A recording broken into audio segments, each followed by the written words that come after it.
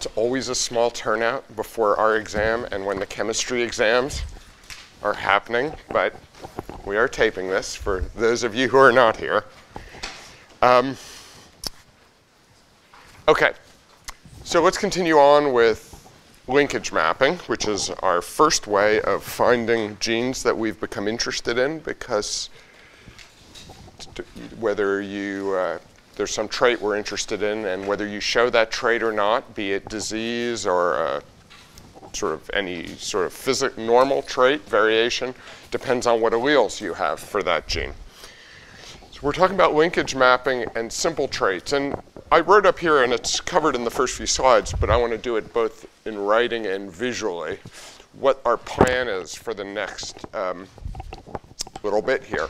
So we're going to learn how to do linkage mapping today. And we can break linkage mapping into two separate parts here. There are a series of steps that will generally be done by others. In other words, these will be pre-existing reagents, things that we can use, but we have to understand where they come from in order to use them. So the steps that are going to be needed for every gene that we want to map via linkage mapping is we're going to need genes that we want to map and then find the gene itself in the sequence. What we're going to need is to have generated a genetic map of each of the chromosomes of the animal that we're doing our mapping in, be it humans or flies or worms or plants. It's the same in all cases, though the techniques by which we do this will be slightly different. And with that genetic map of all the chromosomes here, we're then going to need to correlate that genetic map with the genomic sequence, which for any organism that we would work on today is available, or could be available if it's a new organism. And what I mean by correlate is that the genetic map is going to consist of locations of genes and distances between them. The genes that make up our map, we need to know where they correspond to in the sequence. So the way this will typically be done is that those genes will be genes that have been studied and the gene has already been identified. Or as we'll see in a little while, at some point when we're doing humans, we're going to switch to using a different type of genetic marker, which actually is itself a variation in the sequence, and we will therefore know exactly where it is in the sequence to begin with. So these things we need to understand, but we typically wouldn't need to do ourselves if we were a researcher interested in mapping a gene. The steps that are specific for our gene of interest here is we first need to, first of all, identify that that gene exists and is of interest to us by finding variant alleles of that gene that affect the trait that we're studying. So we might, as I said, find this in a pedigree as a mutation or an allele that's segregating in a pedigree according to one of the Mendelian modes of inheritance. Or if we were working in, say, flies or worms or Arabidopsis, we might have found it in or zebrafish, we might have found it in a genetic screen that we did. So first of all, we need to find the variant, the different variant alleles that will allow us to map the gene. Because if everyone has the same, excuse me, rubbing. If everyone has the same version of the gene, the same allele, then it's not something we're going to be able to see by these techniques. We're then going to map our particular gene of interest onto the chromosome, onto the chromosomal maps that come from over here. And once we have that and we've mapped it precisely, we can go to the corresponding spot in the genomic sequence, because the sequence will have been correlated with the genetic map. And then we'll be in a position to take the genes that are predicted, the transcription units, they're called, defined by open reading frames and things which computationally look like genes there. And we're going to then ask, in the region that we've mapped our gene to, in that region of the sequence, which is the right one.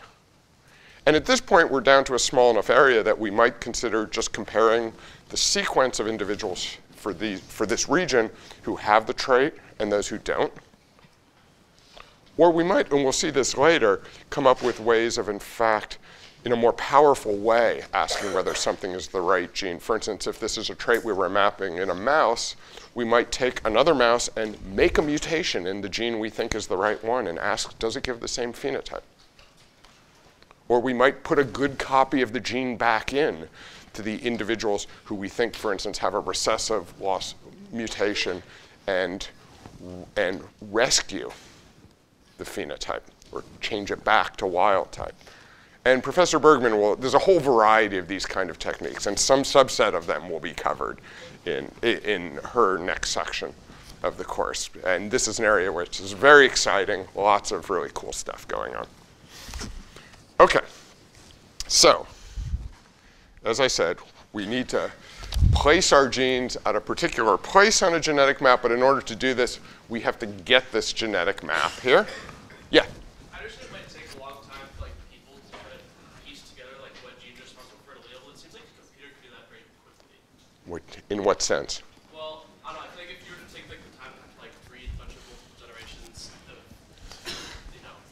those with phenotype, those without, in search of these specific... And look for a specific change? Yeah. Yes, we will, that is, you're leaping way ahead without knowing that. At some level, that is what association techniques are, which we'll talk about later, genome-wide association techniques. So that is, that has its own problems, though, as you'll see later. So that is, in fact, something we can approach and will be very important for looking at complex traits. So we'll get to it later in the course. It's a good idea. Okay? So I've said this already here. So what we're going to deal with first is how do we generate these genetic maps? We need to understand in principle how that is done, both because in order to use them we need to know this, but the process by which we are going to map our genes and the way in which these maps were generated are essentially the same thing. In other words, when we're mapping our gene, we're just putting one more genetic marker into our map, right? So it's the same process, basically. And the key point in making a map is coming up with a way of measuring distance, right? Once you have distance and you have some idea whether your map is going to be one-dimensional, two-dimensional, three-dimensional, then you can come up with a map. And of course, the chromosomes, because they're long, linear pieces, linear DNA molecules, we fully expect, and they are, linear maps. So just in the same sense of a train, line, if you could have a bunch of stops and measure distances between those stops, you could come up with a map of the whole line and know all the distances between everything. It's really like that problem. There'll be some complications in the end that you'll see, but the basic question isn't really, making the map is easy if we can come up with a way of measuring a distance. Okay? So here's the key concept of linkage mapping here. The key concept behind linkage mapping is as follows. We've looked at these crossovers here and seen that they're the explanation for how we get non-parental combinations of alleles transmitted. Right? When two genes are on the same chromosome. When they're on different chromosomes, all we have to do is say that there's random assortment of the homolog pairs. But when genes are on the same chromosome, we've seen that it takes a crossover to generate these two non-parental types. Okay? So the basic idea behind measuring genetic distance is that if we take two genes, A and B here, the farther they are apart from each other, the more likely there will have been a crossover between them. If they're really close, crossovers between them will be rare. As they get farther apart, a crossover between them will be more common. And just one thing, I want to remind you what I've told you, and we know this to be true, is that where these crossovers occur is pretty much a random process. At a very micro level, and we'll come back to this later, there's some preference for some places, but on this macro level of the whole chromosome, where crossovers happen is a stochastic choice. Yes? If it's completely random, then why is it more likely that crossover occurs in one? Just imagine that so different organisms have different, good question, different organisms have different crossover rates.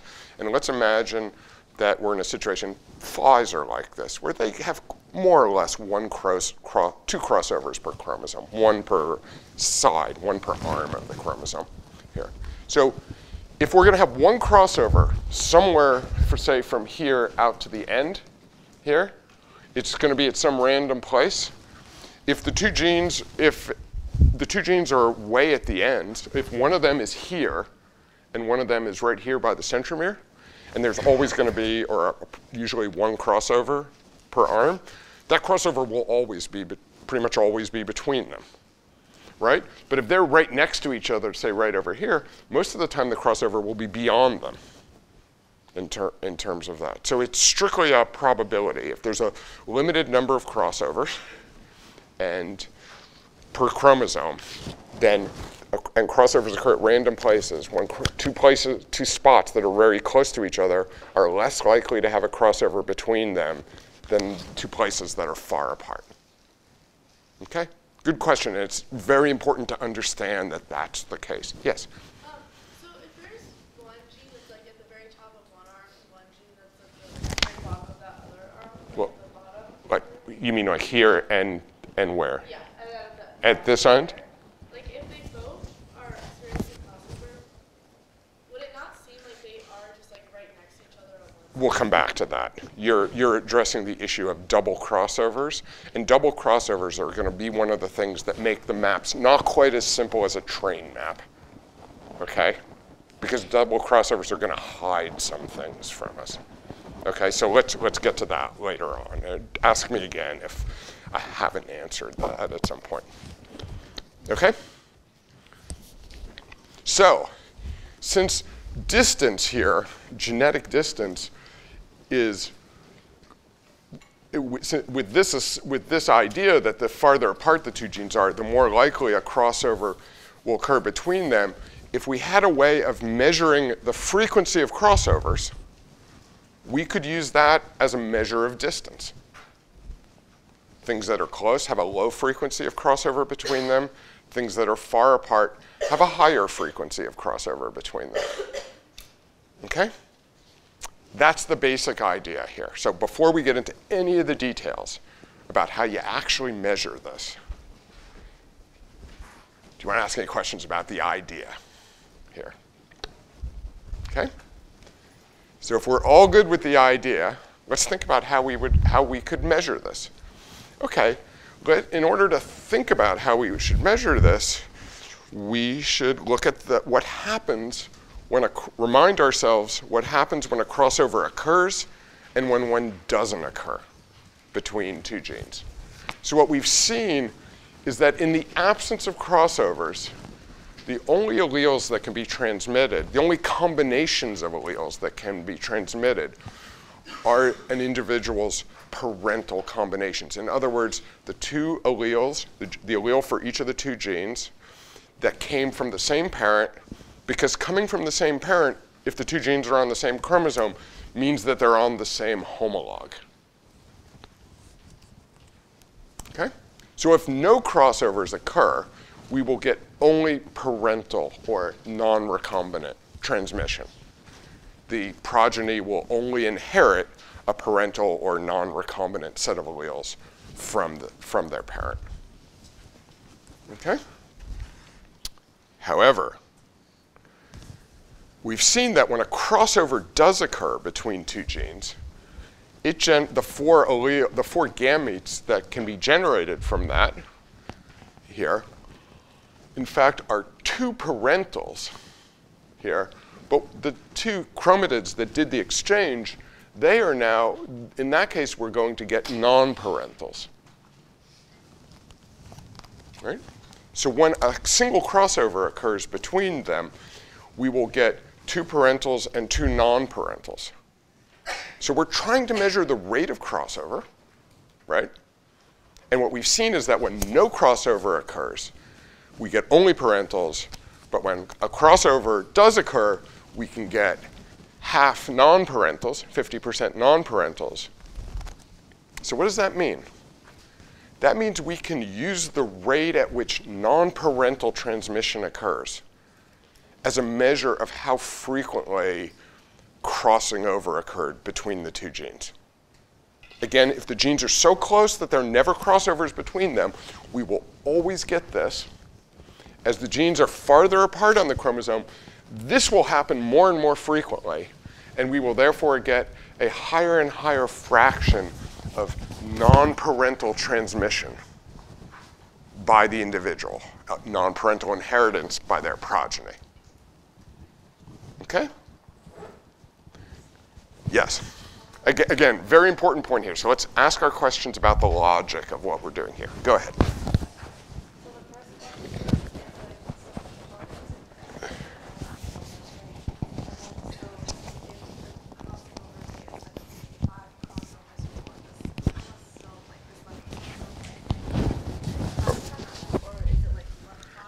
The different organisms, so the question has to do with crossover rates in different organisms.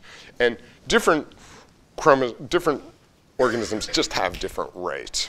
And in fact, the rates are sometimes a little bit different between sexes. In fact, it's weird. Flies, the males never cross over. I just said that, don't ever think about that again. It's just a fact in most insects, that's true. Okay, so the question is, how does that affect our measuring of distance?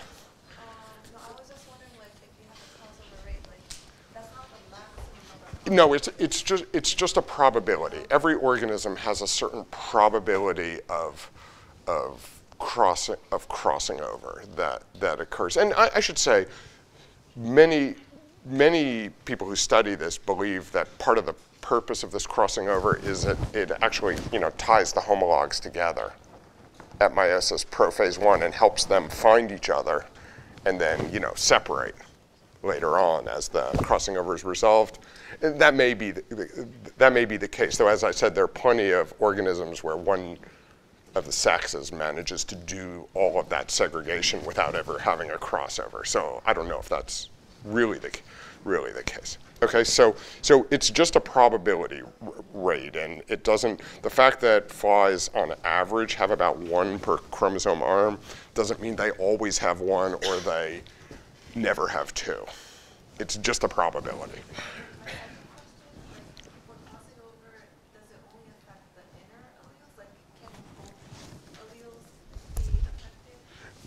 In this case here, like these alleles, if it were those, I would have just drawn it reversed the other way.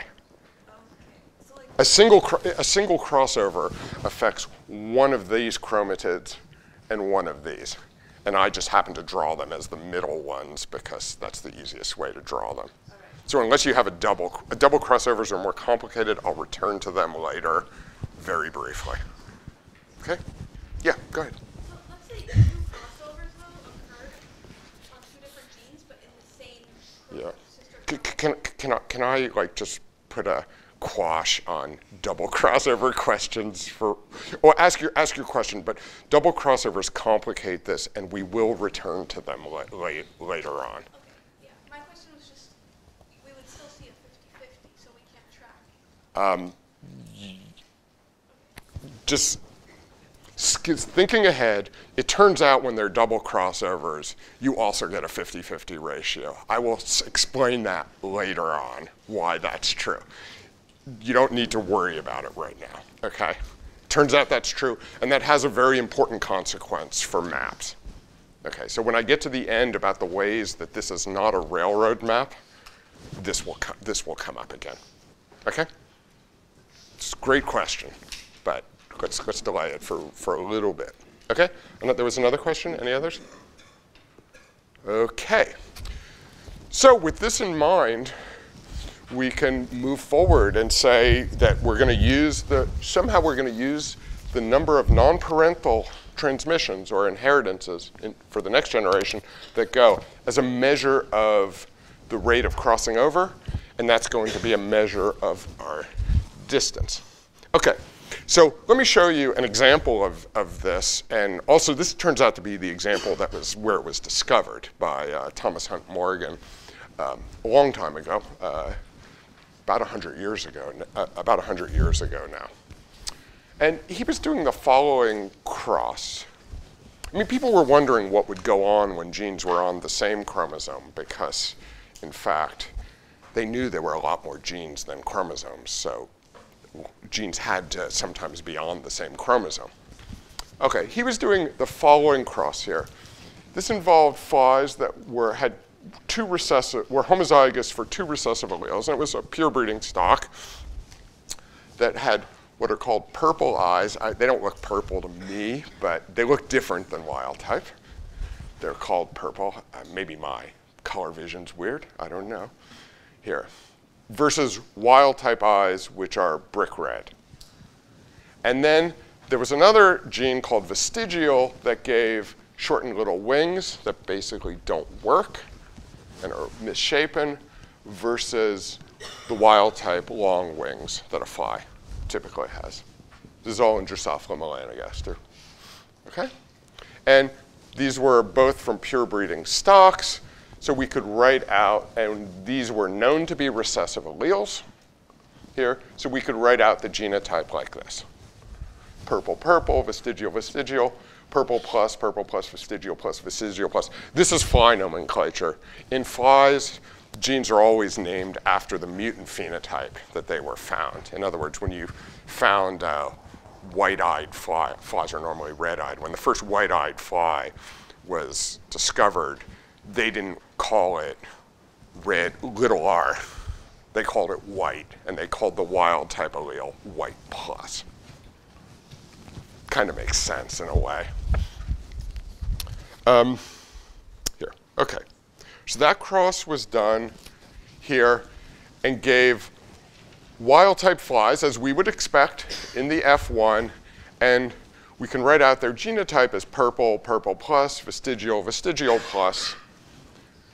But importantly for what we're going to do, because we want to measure the crossing over rate or what's going to be called the recombination frequency between purple and vestigial, is we can write this out in what's called in the parental form. So when we write purple vestigial slash, or if it were, it might be a horizontal line, and then purple plus vestigial plus underneath it, what we're saying here, when we write in this nomenclature, what we mean to say is that we know which combinations are the parental combinations.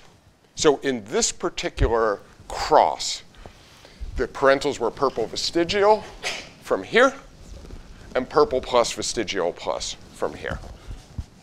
And we know that because both of them were homozygous. Now later on when we talk about pedigrees, we're going to have to figure out what the parentals are by looking at the pedigree. But here we know.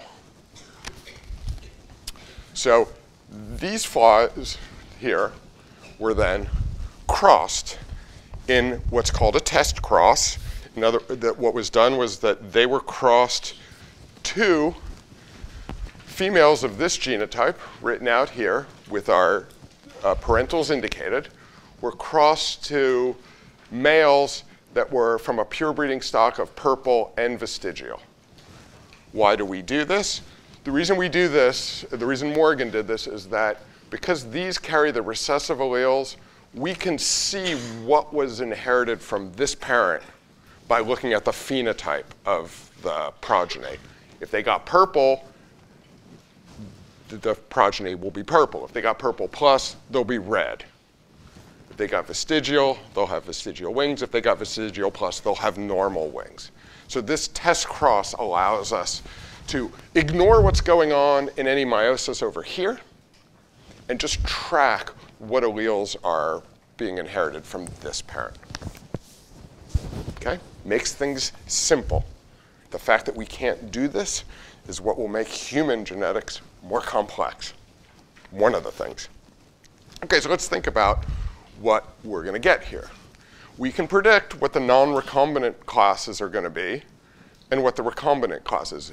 In other words, what the parentals are here. We have to use parental and non-recombinant interchangeably because they're used, and what the non-parental classes are here. And that's straightforward from what we know about this cross here. The non-recombinant or parental classes will be purple plus vestigial plus coming from this parent, and purple vestigial coming from this parent, and their phenotypes will be red-eyed, long-winged, purple-eyed, short-winged here. So any progeny that has one of these phenotypes got a parental from their parent. The recombinant classes, the example where the individuals get non-parentals, will be parental plus purple plus vestigial, red eye, short wings, and purple vestigial plus purple eye, long wing here. And a quick point I want to make here is I've actually written out these genotypes in parental form as well. And one thing I want to point out is that if we were to, for instance, look at this individual's parentals are purple vestigial plus and purple vestigial. They're different than its parents' parentals. In other words, when you talk about an individual's parental alleles, you have to treat them separately and look at what they got from each of their parents. And it can change from generation to generation. But we're only interested in what's going on from here. So these are the parental non-recombinant inheritance cases. These are the non-parental or recombinant. Okay? We're good there? If we're good there, time to look at the numbers. So this is what Morgan actually saw in this case. What he saw was that he had 1,339 of these, 1,195 of these, much fewer of these there. And in fact, this led him to propose that these genes were, he called them linked, that's why these are called linkage maps, and that they resided on the same chromosome. And what he said was that these cases happened because these are the results of a meiosis in which a crossover occurred between the two genes. These are the result of cases where you can't see any sign of a crossover having occurred.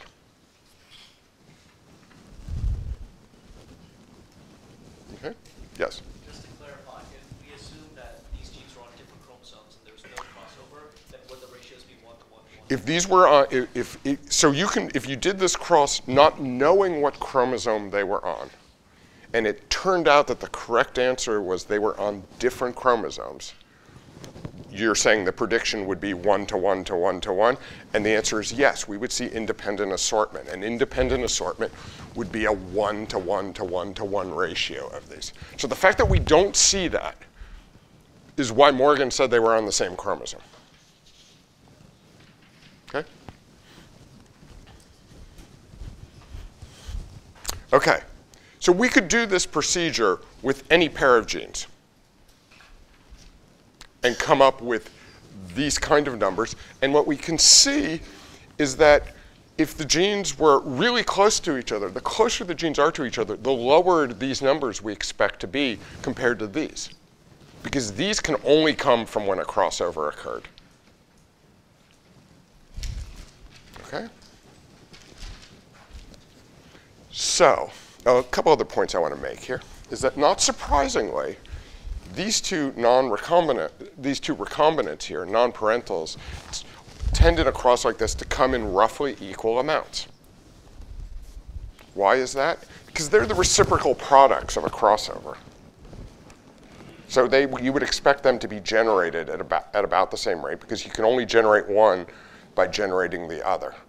You know, there's some variation because not every sperm is used, for instance, or clearly not every female gamete is used. But we expect these two to be equivalent to each other and these two to be equivalent. And any difference from that would be statistically just random variation. Okay. Believe it or not, we are now ready to define our map units here. Okay. Okay, so as I said, these genes are described as linked because of this, which means that they are on the same chromosome. Because you can only see this if the two genes are on the same chromosome. Okay, so as I said, when is linkage observed here? We would see linkage then when two genes are on the same chromosome. I've said this a couple of times. And we would also only see linkage when the genes are sufficiently close to each other that the majority of meioses, let's say the majority of meioses, do not have a crossover between them. If they're so far apart that there's always a crossover between them, we can actually we will end up seeing independent assortment. We'll come back to that. Okay, so these are the properties of linkage. Okay, now we're ready to define recombination frequency and map units. So the way we measure the degree of linkage is something called recombination frequency, or RF. So recombination frequency is a measure of relative linkage, and it's defined as we divide the number of progeny which inherit a recombinant combination by the total number of progeny, and we multiply it times 100. So in Morgan's case, 151 plus 154 over the total times 100, and that's 10.7%. So the recombination frequency between purple and vestigial is 10.7%. Now, that's a property of those two genes. If we were to measure this between other genes, we would get different numbers depending on how close or far apart they are from each other. Okay? Now, I just want to point out one thing for the future, but you don't have to worry about it for right now. In most organisms, model organisms, we talk about recombination frequency. For some reason, human genetics tends to deal with a recombination ratio, so they don't bother multiplying by the 100. So in that case, it would be an R of 0.107. We'll get back to that later. For now, let's stick with recombination frequencies, 10.7% here. And again, recombination frequency is a property of any pair of genes, and we measure it by setting up a cross equivalent to what Morgan did, something like that, where we generate heterozygotes for both genes whose parental configuration we know, and we do a test cross that allows us to see how often parentals or non-parentals, non-recombinants or recombinants are transmitted.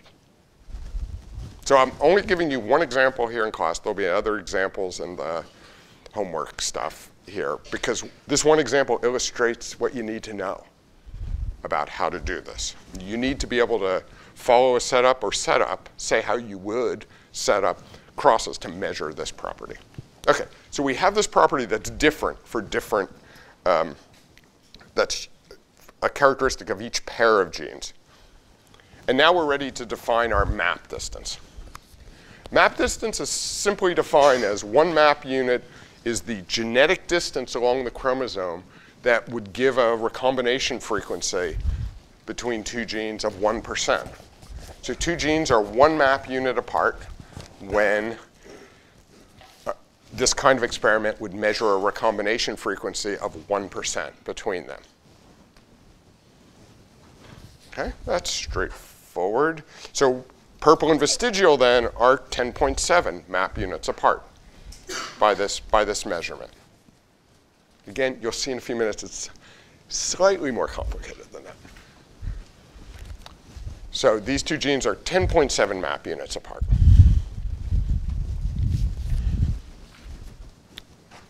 And just because you'll see this sometimes, map units are often called centimorgans in honor of Thomas Hunt Morgan, who did all of this work and much else of what we know about genetic transmission and won the Nobel Prize for it almost 100 years ago, 1923, I believe.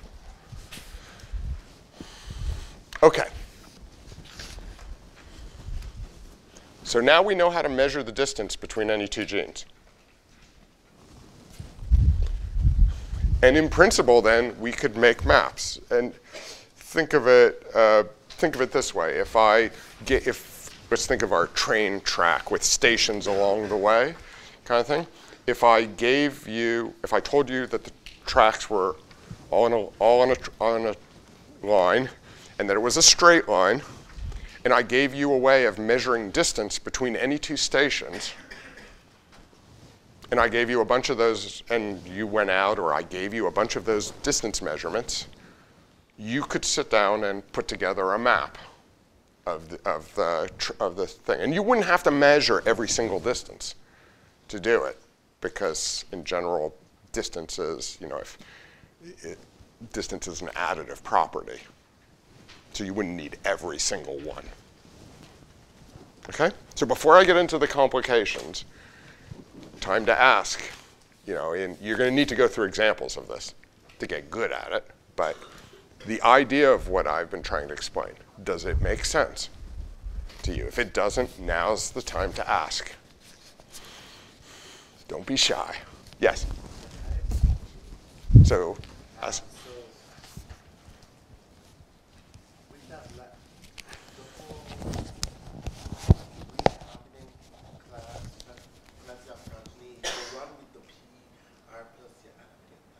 Well, let me step back through the argument then. Let's step back through the argument. And it's good for us to oh, we're here? Is this where? Okay, so the question, I think what you're saying is that you'd like me to go through again how I assign the classes of parentals and non-parentals. Is that a fair thing? Okay, this is something well worth going through again. So let's go through, think about every step of it. What we needed, what this individual we generated, these F1s, and the first question is, why did I write purple and vestigial above the line and purple plus and vestigial plus below the line? You get that? Okay, great. And I crossed to this as a test cross because I wanted to be able to ignore the alleles that came from this side when I looked at the phenotype. Does that make sense? Okay.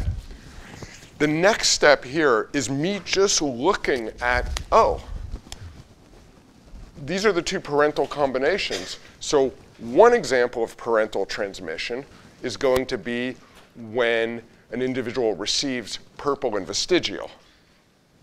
The other example is going to be when they receive purple plus and vestigial plus. I just wrote those down here before I even thought about the numbers and said, what would the phenotypes of those individuals be? And the phenotype of those individuals, in this case, is red eye and long wings. In this case, is purple eyes and vestigial wings here. And then I thought, what would be the phenotype of cases where a non-parental or a recombinant transmission occurred? And I said, oh, well, that's when you get one of these and one of these. So one allele that came from one parent for one gene, but the allele that came from the other parent for the second gene. And that's purple plus vestigial and purple vestigial. And I wrote them here.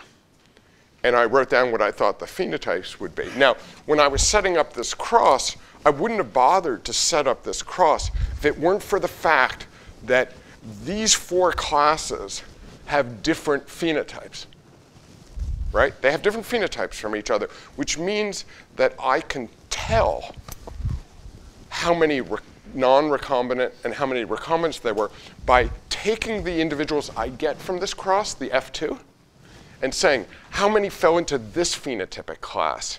How many fell into this phenotypic class? How many fell into this? And how many fell into that? So I'm using the phenotypes to tell me whether a set of parental or non-parental alleles was inherited, right? The fact that I did a test cross allows me to see that directly in the phenotypes. Because remember, I don't know anything about these genes DNA-wise. I can't assay them in any DNA sense. In fact, if I knew that, I wouldn't be bothering to do this, right? Does that help? Yes. Okay. Yes, question? This is like two parts. One is, with you can give it like a quantitative amount. It's not an on or off. Well, there can be a rate of linkage, relative linkage, which you measure by recombination frequency, and there's something that you say genes are linked or not linked. So being on the same chromosome, which you'll see later, this will get slightly more complex, as it always does. But being on the same chromosome is an all or none property. That's okay. So people use the expression two genes are linked to say they're on the same chromosome a lot of times. And when they mean that, you're either on the same or you're not. But when they talked about how linked they are, they're referring to the recombination frequency. Okay. Yeah. Am I correct in saying that the maximum possible recombinant frequency for like overall, because obviously barring statistical variations, that's 50%. Next point. We're getting to that. Good question. We're getting to that. That's going to be one of our complications in a few minutes. But yes, you may have noticed that even when there is a crossover, you still get 50%. Yes. Oh, you're asking like, when you talk about distance in the sequence, is a map unit the same in every organism? Or no, because the more recombinant, the higher the rate of recombination, the shorter a sequence a map unit's going to correspond to. Don't worry about it. If you didn't have that question in your mind to begin with, don't worry about it. But that's the. I mean, it is an arbitrary unit in this world of drawing genetic maps. It means the same thing. Depending on how many crossovers there are, it will translate differently into distance in the sequence. Okay? So we know how to measure distance at this point here. We just have to practice, okay? Here. And I've said these things here. Now, it turns out that there are actually some complications here. And the complications, most of them have actually been asked about at this point. So now's the time to deal with them at this point. And these complications largely arise from the fact that we're measuring crossovers in an indirect way. We're measuring them by non-parental transmission, non-parental inheritance, rather than looking directly at the crossovers themselves. So a couple points I want to make here. First of all, it turns out that map distance and recombination frequency are only exactly the same when we're talking about short distances. Because map distance is really a measure of how many crossovers are occurring. But recombination frequency doesn't capture all of the crossovers. And this was referred to earlier when we talked about double crossovers. Do I have let me go back to a picture that, here. Let's just look at this picture here. So here we have a single crossover, and it gave us two non-parentals and two parentals. But let's imagine, and this was asked about by someone earlier here, let's imagine that we actually had this crossover here, but we had a second crossover between these two genes. And let's say for now it's between the same two chromatids. What that would do is that would exchange part of the blue into the red, but the exchange would be entirely between the two genes. Okay, so if I just draw this up here, and we'll just draw, if we had A1, I'll just draw up the relevant chromatids, and here we had A2, B2, I don't know if I have the colors right here, and let's say we had a crossover that occurred, let's do it in a different color, a crossover that occurred here, so we went boom, but we had another crossover that occurred here, so we went over to here, but then we came back to here. What would that give us? Such a double crossover would give us a chromosome that looked, one of the chromosomes would be A2, B2 with red in between. And the other one would be the reverse of this. So it would be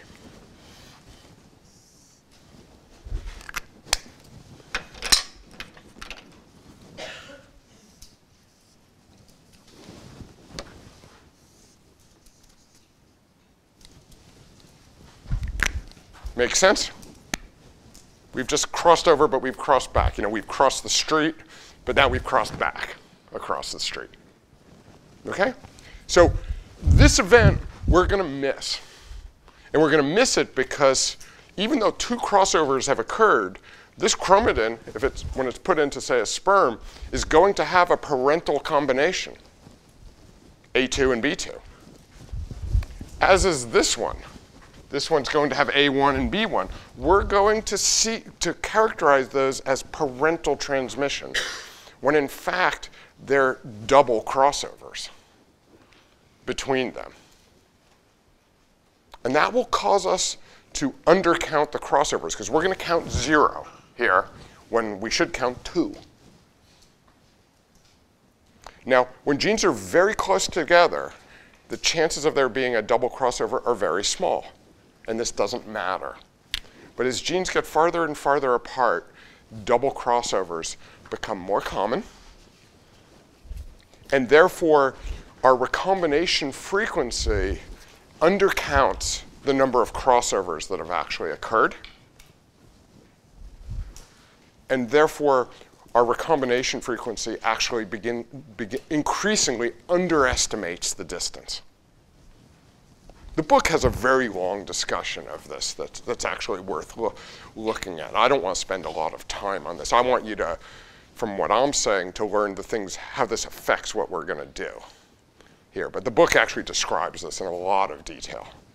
Yes? Is there some agreed upon cutoff in terms of like either percentage or is it just It increases, okay, good question, good question. Thank you for asking that question, because that, I believe, if I didn't write it here, that's something I should say. Okay? So as I said, measured recombination frequently increasingly underestimates true map distance as genes go farther apart. As I've said why this is here. So I've said this here. So, oh, I actually had an example of this. Well, that's fine. Okay. So the question then is there some agreed point at which it's accurate and some point over which it's inaccurate? And the answer to that is no.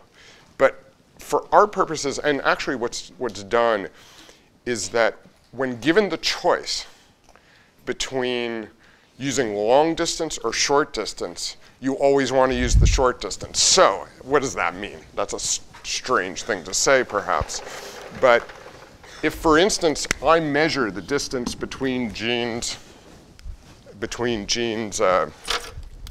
sorry, it just bothers me to have the wrong one.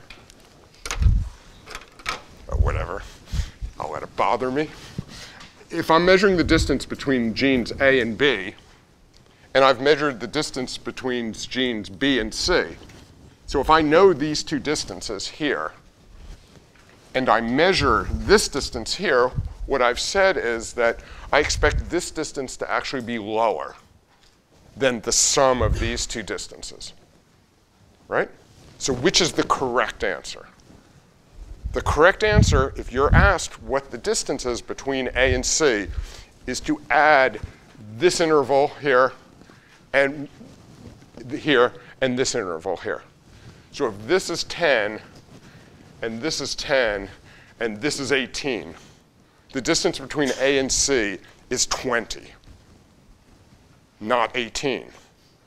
Now, if I were to ask you this question and you didn't know anything about B, you had only had this distance, the answer would be, if I asked you to determine the distance, I would say 18, but I'm fairly certain it underestimates it slightly.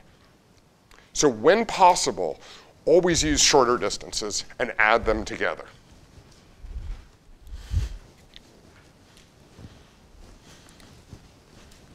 There are formulas that calculate out that you can look on a curve that shows you how much you expect to be underestimating as you go out. They're called mapping functions. We're not interested in them in this course. We're just not going to. We're not going to follow it to that extent. And it's actually a bit more complicated because, in fact, when a crossover occurs, in most organisms, it inhibits crossovers for a region around it, something called interference, which again we're not going to worry about for here. But it isn't strictly just doing a calculation based on the average rates. Yes. At what point do we not know that 10 is being underestimated? The question that you'll be asked is in a test, and it's functionally how it would work is, what is your best assay of what the distance is between them? If I gave you enough information to determine all three of these, and I asked what the best distance estimate of the distance is, I would give 18. If I ask you what your best estimate of the distance is between A and B, the answer is 10, based on the data. So we're not going to ask you to make any calculations based on this underestimation, except we expect you, when possible, to add shorter distances rather than use long distances. And that's actually what people do, to be honest. Mm-hmm. So on that, is it safe to say a blanket statement that we're always going to be underestimating? At some level, you could say that all distances as measured by recombination frequency underestimate true map distance. Yes, you probably could say that, because at some level there would always be. But that property that I just said of interference would actually maybe make that not true, depending on how far that extended. Okay? So this is one property of maps. They tend to underestimate distance. Recombination frequency underestimates distance as recombination frequency gets larger. The next unusual property of maps was referred to as well previously. So it turns out that experimentally, the highest recombination frequency you can ever measure is 50%. Anything you measure that's about 50% is will be close to 50% and is just a statistical variation from it. 50% is the max. And that's a little hard to get your head around in a way. But let's begin getting our heads around it by first looking here and reminding ourselves that when a single crossover occurred between two genes, we actually got half parental and half non-parental transmission. Half non-recombinant, half recombinant. So if the genes were far enough apart that we always had one crossover between them, even in that case, our recombination frequency would only be 50%. It wouldn't be higher than 50%. Well, you might ask, what about weird double crossovers and things? I'll just show you a quick picture from the book. And again, you can just take my statement for this, but the book will explain it in more ways. But if you talk about double crossovers, and you draw all the types of double crossovers that occur between two genes, this is the one, a two-strand double crossover is the one that I just drew over here. But there are other ones where the second crossover involves different strands of the four. So remember, this occurs at prophase of meiosis 1 when the two homologs are in the sister chromatid duplicated configuration here. And it turns out if you draw out all the possibilities, which are equally likely, and add them up, it turns out to be a 50% recombination rate as well. This figure is from the chapter in the book. I think it's chapter 3, has all of this in it. Okay? So you can never measure over 50% in a statistically significant way in that case. So, first of all, because that's true, when we measure 50% recombination frequency between two genes, it can mean one of two things. First thing that we've already talked about is that when we get 50%, which is independent assortment, as Mendel saw it. It could be that the two genes are on different chromosomes, but it actually turns out that can also happen if they're on the same chromosome, but they're so far apart that there's virtually always at least one crossover between them, in which case you also get a 50% recombination frequency. So the experimental observation of 50% recombination frequency is consistent with two things: different chromosomes, the two genes, or same chromosome but very distant from each other. Those are the same. Those can both be supported. Whereas if we see a recombination frequency that's statistically convincingly less than 50%, that means the two genes must be on the same chromosome. Okay.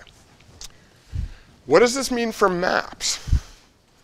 Well, first of all, I just want to point out to you that Mendel always saw independent assortment. What was his case? It turns out several of his gene pairs were in fact on the same chromosome.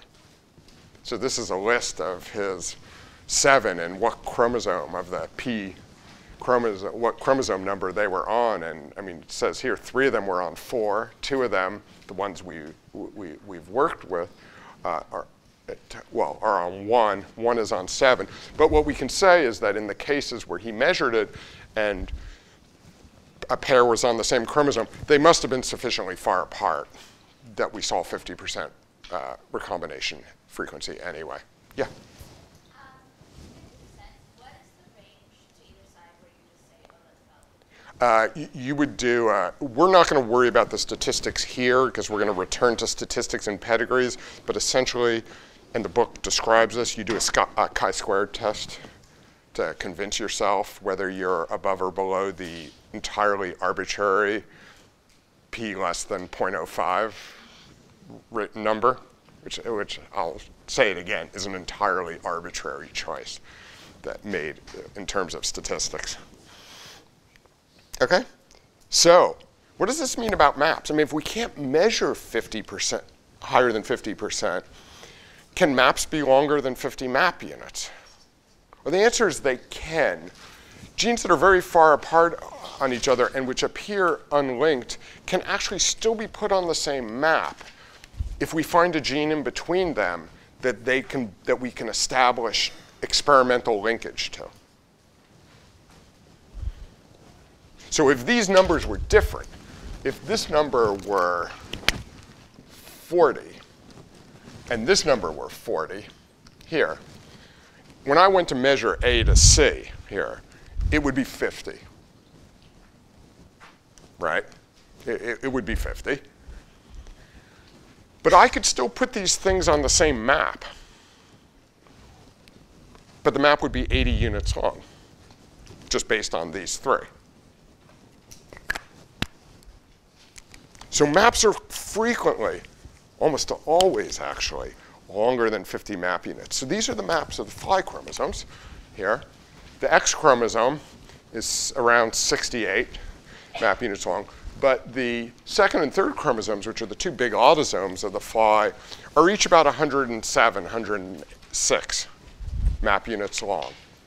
So if we were to try to directly measure linkage between a gene here and a gene here, the answer would be we would see a recombination frequency of 50%, and we would have no idea whether they were on the same gene or not, same chromosome or not.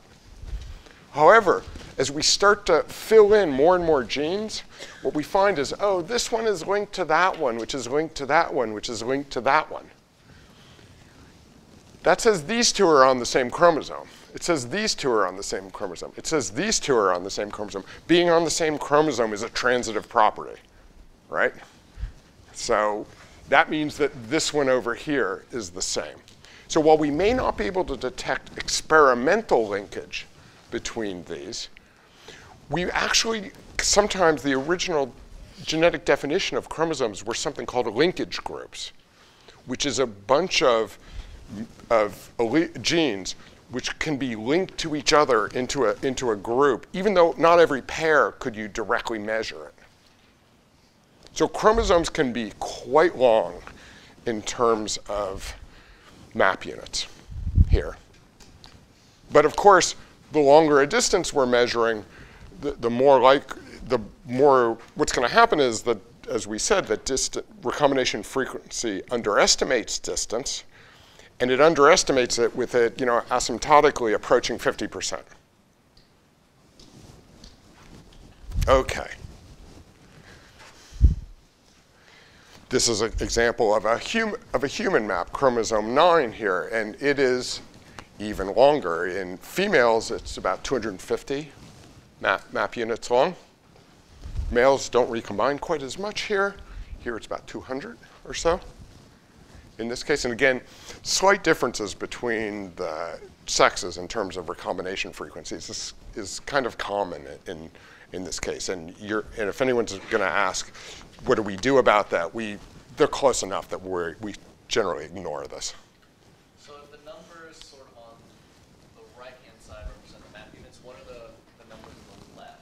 These numbers here? Yeah, This is a number that refers to the old way that people used to visualize chromosomes, where they would squash them down and they would stain them with something that binds to DNA, basically, so that there are variations in how tightly the DNA is packed along the chromosome. And what you would see are bands, these bands. And you've seen them on other chromosome squashes. Whenever you've been shown a chromosome, you might have noticed that the staining is not homogeneous as you go along. And that's because when you take a mitotic chromosome, which is what these are, and you stain it with one of these chromophores,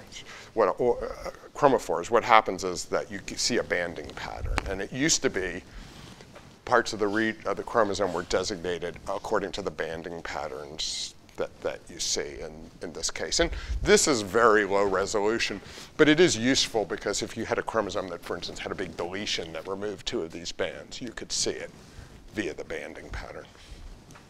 You can see translocations between chromosomes by looking at this as well. So that's just a reference to an older, much older version of this. Okay, so let's imagine what we would do now here. So I've basically told you what you need to know. Clearly, I suspect you'll need to think about it some more.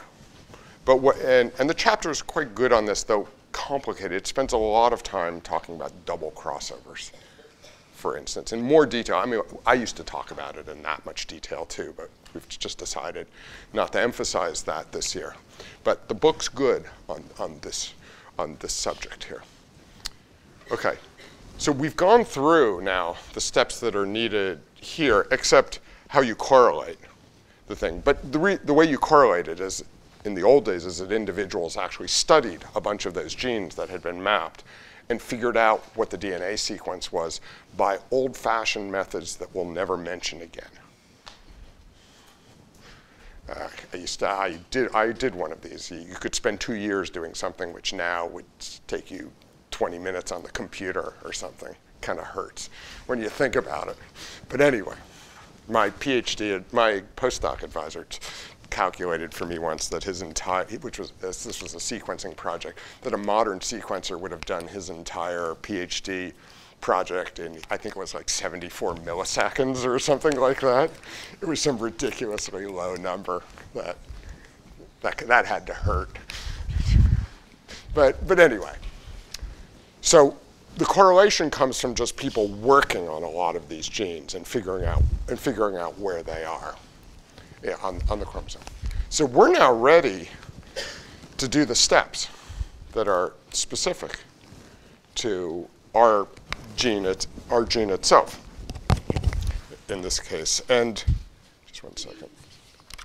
I'm just deciding where I want to stop today.